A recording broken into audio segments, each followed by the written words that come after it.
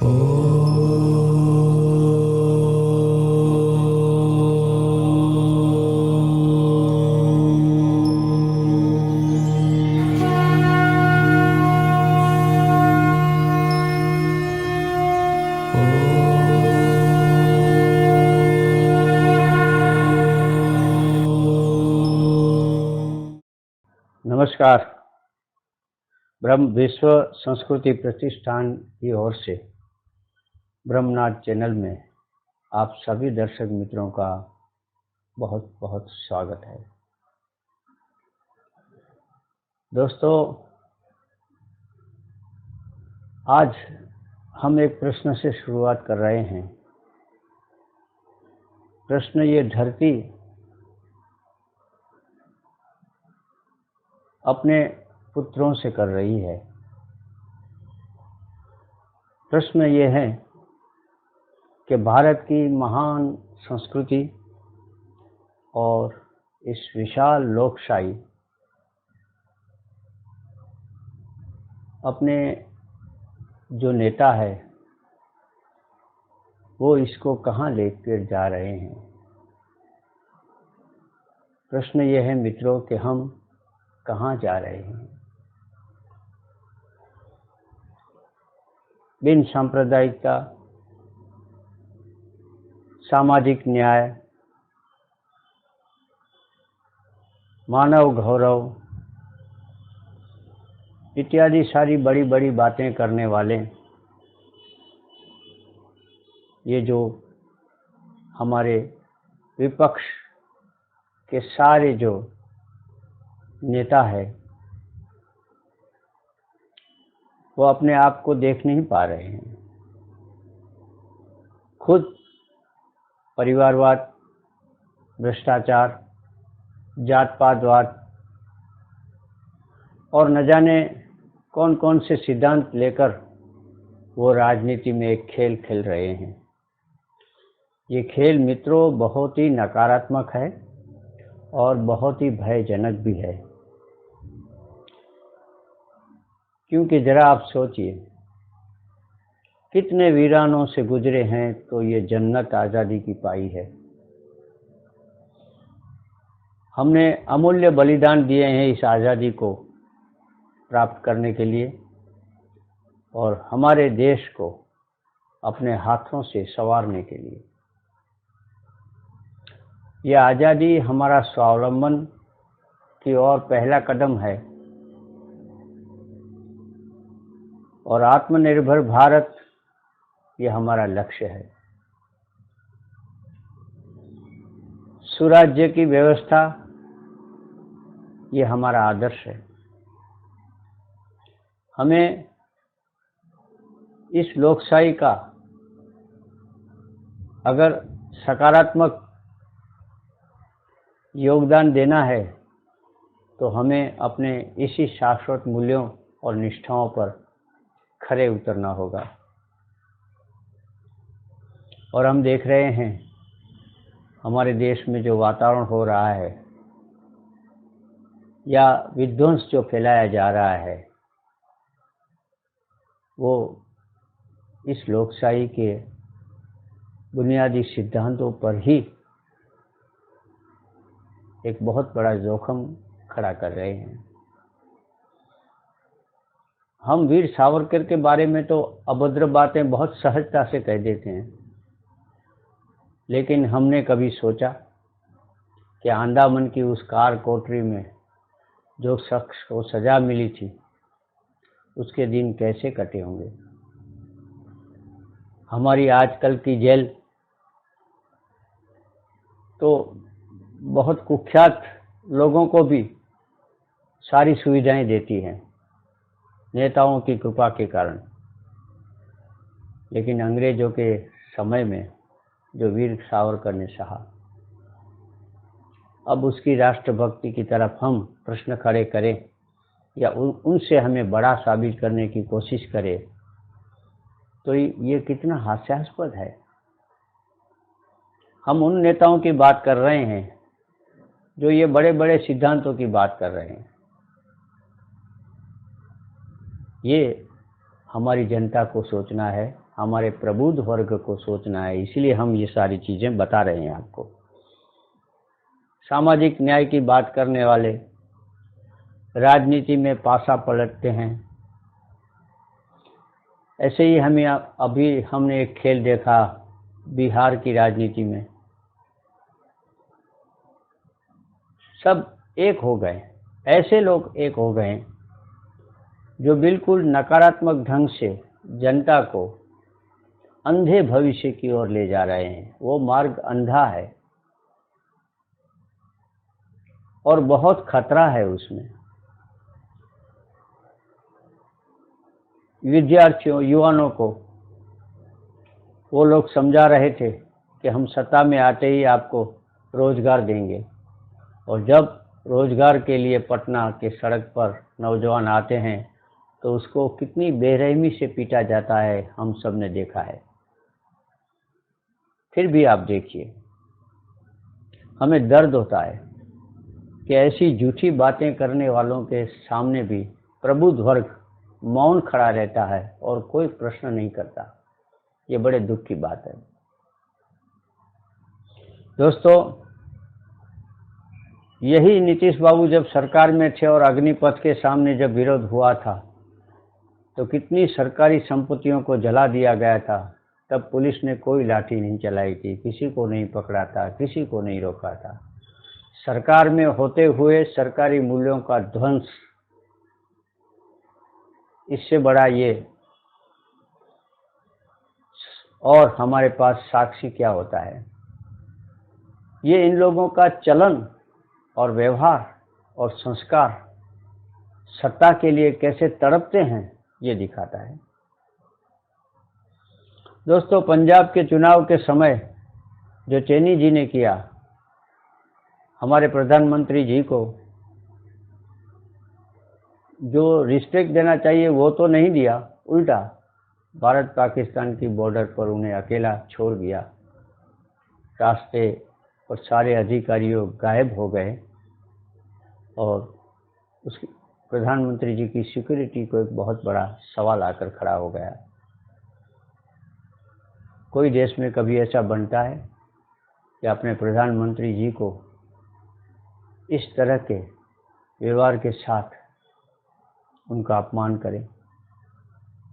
दोस्तों, ये सारी चीज़ें जो हैं, इस पर सुप्रीम कोर्ट ने भी आगे चलकर बहुत खेद व्यक्त किया और पंजाब सरकार को उसके लिए लताड़ दी।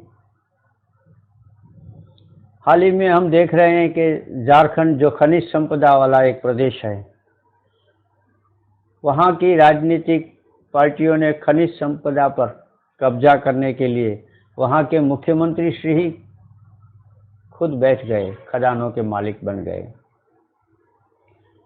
इसका मतलब ये होता है कि ये लोग राजनीति जो कर रहे हैं वो अपनी जनता के लिए नहीं कर रहे, वो गरीब आदमी के लिए नहीं कर रहे हैं, बल्कि संसाधनों पर कब्जा करके पैसा इकट्ठा करना और पैसे से लोगों को वो खरीद लेंगे, ऐसा वो सोच रहे हैं। हर जगह जहाँ पर करप्शन पड़ता है, चाहे वो ईडी का हो, चाहे सीबीआई का हो, भ्रष्टाचार के कितने सबूत मिलते हैं, लेकिन उसको वो संस्थाओं को जो इज्जत दिलाने के बदले वो उनके सामने आपत्ति उठाते हैं और संस्थाओं को कमज़ोर करते हैं। गुलाम नबी आज़ाद जी हमारे देश के वरिष्ठ राजनीतिक, अभी उसने कांग्रेस छोड़ते हुए थोड़े ऐसे ही प्रश्न उठाए जो आज की राजनीति के सामने प्रश्न खड़े करते हैं, और कांग्रेस जैसी राजनीतिक बड़ी पार्टी के सामने भी उसका चेहरा नंगा हो जाता है। तो दोस्तों, ऐसी चिंताओं के साथ अभी हम घिरे हुए हैं। हाल ही में देश की एक वरिष्ठ चैनल को इंटरव्यू देते हुए फारूक अब्दुल्ला के सामने जब ये प्रश्न आया कि कश्मीर में पंडितों की हत्या के समय वो मुख्यमंत्री थे और वो क्यों लंदन भाग गए, और कश्मीर में इतने जो हिंदुओं के विनाश के लिए जो कदम उठाए गए सांप्रदायिक लोगों ने, तब उन्होंने उसको रोका क्यों नहीं, उस पर केस क्यों नहीं की, उसको पकड़ा क्यों नहीं। तो वो बहुत खिन्नाए और इंटरव्यू छोड़कर चले गए। अब देखिए, जब जवाब नहीं होता है तब हमारे नेता किस तरह से छटपटाकर भाग जाते हैं, ये इसके सब उदाहरण है। ये बता रहा है दोस्तों कि हमारा विपक्ष और हमारे राजनीतिक लोग विचारहीन है, आदर्शविहीन है और ऐसी राजनीति कर रहे हैं जो हमें बहुत गहरे अंधकार में ले जाने वाली है। दोस्तों, परिवारवाद, भ्रष्टाचार, जात पात और रेवड़ियां बांटने का कल्चर अभी जो राजनीति में आया है, सबसे पहले वो तमिलनाडु से शुरू हुआ। रेवड़ियां बांटने का कल्चर का काम अब हर एक पार्टी वो काम कर रही है। ये भी एक बहुत बड़ा प्रश्न खड़ा कर रहा है। भारत के नवनिर्माण में सर्वजन सुखाय और सर्वजन हिताय ऐसा राज्य तो तभी बनेगा जब हम गंभीरतापूर्वक, निष्ठापूर्वक, प्रामाणिकता से सारे लोगों का सुख कल्याण ध्यान में रख के आगे बढ़ेंगे। इसीलिए हम ब्रह्म जागरण का एक अभियान चला रहे हैं कि हमारे प्रबुद्ध वर्ग के जो लोग हैं वो हमारे इस काल के महान प्रधानमंत्री नरेंद्र मोदी जी का समर्थन करें, उसके लिए आगे आएं और देश देश में ऐसे प्रबुद्ध वर्ग के जो लोग हैं वो अपने अपने विस्तार में प्रधानमंत्री जी ने जो लाल किले पर से जो आह्वान किया था उस विचारों का समर्थन करें, उसके साथ खड़े रहें, ताकि हम सब मिलकर नकारात्मक परिस्थितियों वाले जो नेता है उनको पराजित कर सके, इस देश को बचा सके। क्योंकि ये माटी सभी की कहानी कहेगी। दोस्तों, हम किस पक्ष में खड़े रहे थे या खड़ा रहना चाहिए था, वो आगे आने वाला भविष्य हमें जब सवाल पूछे तब हम धृतराष्ट्र के दरबारी नहीं थे और हम भीष्म पितामह की तरह असत्य के पक्ष में नहीं थे। और यही हमें एक गौरव के साथ हम कह सके, इसलिए हमें ऐसी शक्तियों के साथ रहना चाहिए जो सकारात्मक है और सांस्कृतिक राष्ट्रवाद के सिद्धांत पर भारत का नवनिर्माण कर रही है और जो सर्वजन हिताय है, सर्वजन सुखाय है, सबके लिए है। सबका साथ, सबका विकास उसका नारा हो, उसी के साथ हमें चलना चाहिए। तो दोस्तों, आज तो यही प्रश्न हमें सब सता रहा है, आपके पास छोड़ रहे हैं। आइए हम साथ मिलकर इस प्रश्न का समाधान करें, नहीं तो हमारा ये सुंदर भारत देश सामाजिक स्तर पर, आर्थिक स्तर पर और राजनीतिक स्तर पर एक ऐसी अंधी व्यवस्था के हाथ में चला जाएगा जिससे फिर से हमें छुटकारा कभी नहीं मिलेगा। दोस्तों, दुश्मनों की नज़र हमारे पर है, अंदर भी दुश्मन है, बाहर भी दुश्मन है। अभी देखिए, टी राजा ने मुन्नवर फारूकी करके एक हास्य कलाकार जो हैं वो हिंदू देव देवियों के ऊपर क्या क्रिटिसिज्म करते हैं, और उसके जवाब में अगर टी राजा ने कुछ भी कहा तो देखिए ये आयशा बानू जी कैसी खुली धमकी दे रही है। ये देश की लोकशाही अपने आप से दूर हो गई है। ये लोकशाही को खतरा मोदी जी से नहीं, बाकी के विपक्ष से है। तो हम उनको पहचानें कि लोकशाही को कहाँ पर खतरा है और कौन ऐसी बातें कर रहे हैं जो हिंसा की तरफ ले जाए, अराजकता की तरफ ले जाए। और ये सबको पसंद है, क्यों? कि वो भारत की सरकारों को तोड़ना चाहते हैं, प्रधानमंत्री जी को वो सत्ता से दूर करना चाहते हैं। लेकिन अगर प्रबुद्ध वर्ग, साक्षर वर्ग और देशभक्त वर्ग जब तक जागरूक और सक्रिय रहेगा, तब तक हमारे इस सोच को और हमारे इस विचार को कोई आंच नहीं आएगी। लेकिन फिर भी हम आपको कहते हैं, जागते रहो। ब्रह्म जागरण अभियान के तहत हमारा ये कर्तव्य है कि सबको जगाना और सबको साथ लेकर चलना। दोस्तों, आज तो इतना ही, लेकिन जाते जाते आज वंदे मातरम में दो बातें अलग तरह से कहनी है। एक तो चरखा और खादी, जो हमारे स्वातंत्र्य की मुहिम के दरमियान एक प्रतीक बन गया था, भारत की संस्कृति, स्वाभिमान और आत्मनिर्भरता का। वही अहमदाबाद में खादी उत्सव करके हमारे प्रधानमंत्री जी ने उसको गौरव बख्शा। उसकी जरा झलक देखिए। आज फिर से हम आत्मनिर्भर भारत बनाने जा रहे हैं, तब चरखा और खादी हमारा मार्गदर्शन करेंगे। दूसरी सबसे बड़ी बात यह है कि आज ही गुजरात के कच्छ भुज शहर में हमारे प्रधानमंत्री श्री जी ने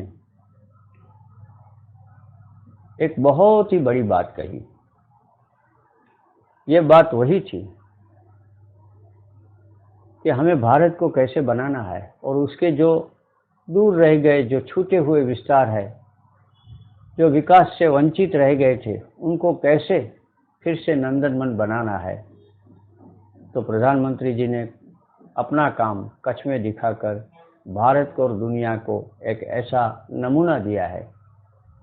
वो खुद कह रहे हैं कि कच्छ एक भौगोलिक टुकड़ा ही नहीं है, एक भूभाग ही नहीं है, बल्कि वो भावना है। कच्छ जो सैकड़ों वर्षों से अकाल और पानी से तरसा भूखा था, वहाँ नर्मदा ने के पानी लाकर हमारे प्रिय प्रधानमंत्री श्री ने जैसे गंगा भगीरथ लाए थे, ऐसा बड़ा काम किया और वो कच्छ के लिए भगीरथ बने। उसके लिए उसको सौ सौ सलाम करते हैं। आइए वंदे मातरम में हम उसका भी थोड़ा आस्वाद लें।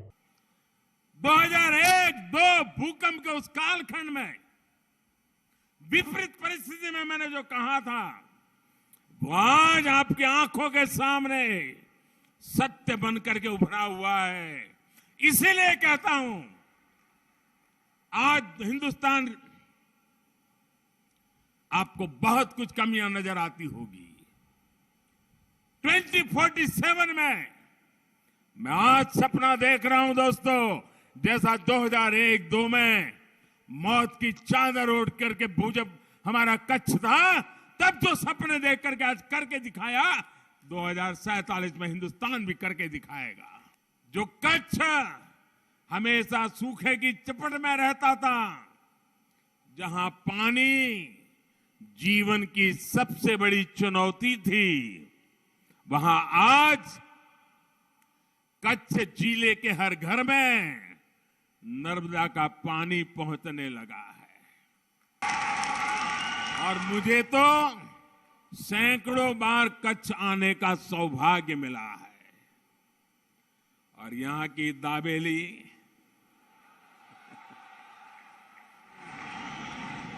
भेलपुरी,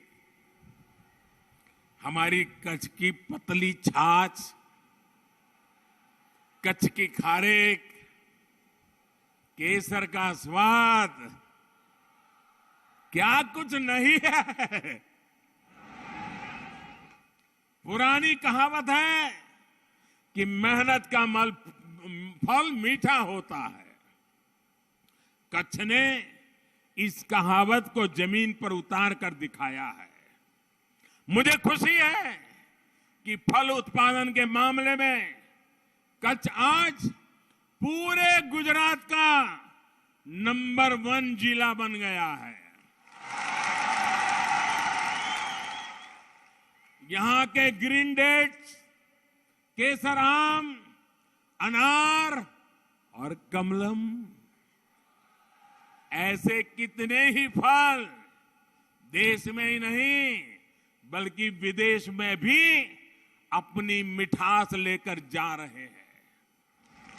हिंदुस्तान का कोई लाल ऐसा नहीं होगा जिसने कच्छ का नमक न खाया हो।